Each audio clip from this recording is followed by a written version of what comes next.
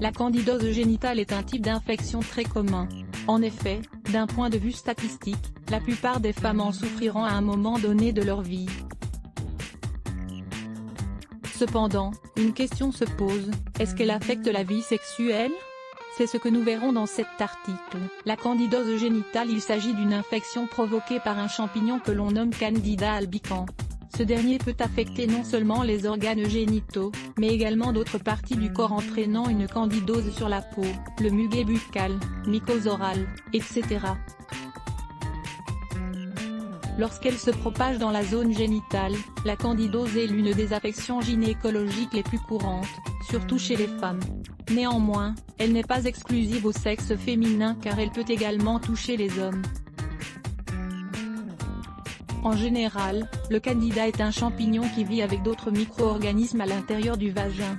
Dans cet écosystème, il cohabite en harmonie formant ainsi le microbiote vaginal. Mais parfois, le champignon candida se développe davantage, entraînant un déséquilibre de la flore vaginale puis une candidose.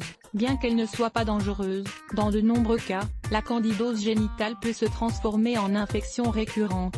C'est pourquoi il est important de consulter un gynécologue. D'autre part, comme nous l'avons mentionné, la candidose peut également affecter les hommes. En effet, les femmes y sont peut-être plus sujettes mais les hommes ne sont pas non plus à l'abri de ce genre d'infection. Ainsi, lorsque le champignon candida touche le pénis, il provoque une balanite, autrement dit, une inflammation du prépuce et du gland. De plus, peuvent apparaître des rougeurs, une sensation de brûlure, des démangeaisons et même une couche blanchâtre.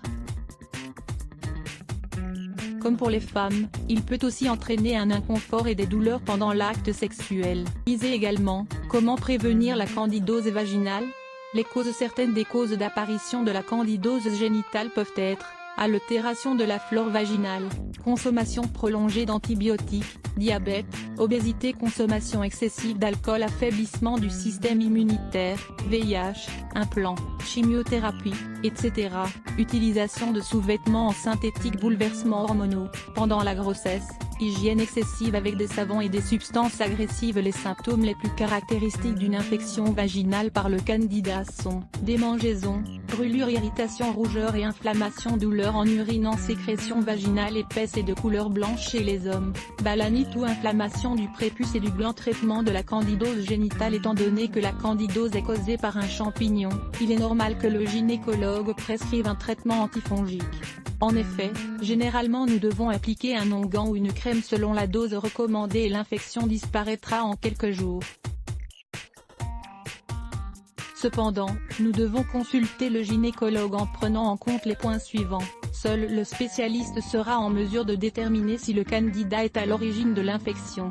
Par conséquent, il pourra prescrire le traitement adéquat tout en excluant d'autres types d'affections. D'autre part, les crèmes antifongiques peuvent être obtenues sans ordonnance.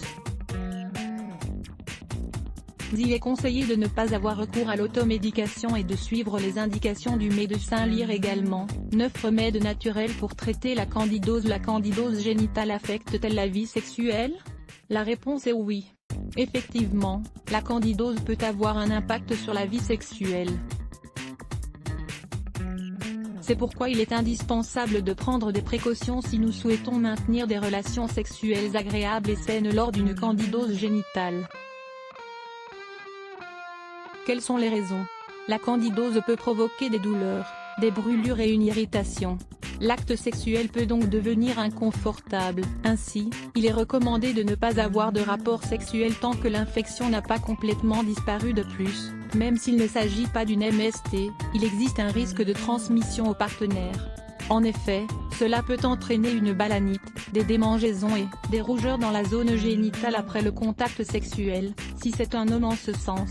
Si les relations sexuelles sont maintenues, il est indispensable d'utiliser un préservatif. Par ailleurs, comme l'acte sexuel peut augmenter les irritations, il peut également entraver la guérison. Donc, même si les rapports ne constituent pas un risque pour le traitement, il est préférable de s'abstenir jusqu'à ce que l'infection disparaisse. Conclusion: la candidose est une infection, mais qui n'est pas particulièrement dangereuse. En outre, Avec le traitement adapté, elle peut disparaître en quelques jours. Néanmoins, le maintien des relations sexuelles pendant l'infection peut générer certains problèmes comme la contamination de l'autre personne. Cela peut également retarder le processus de guérison, et puisque la candidose comprend des symptômes tels que l'irritation, l'acte sexuel peut devenir désagréable.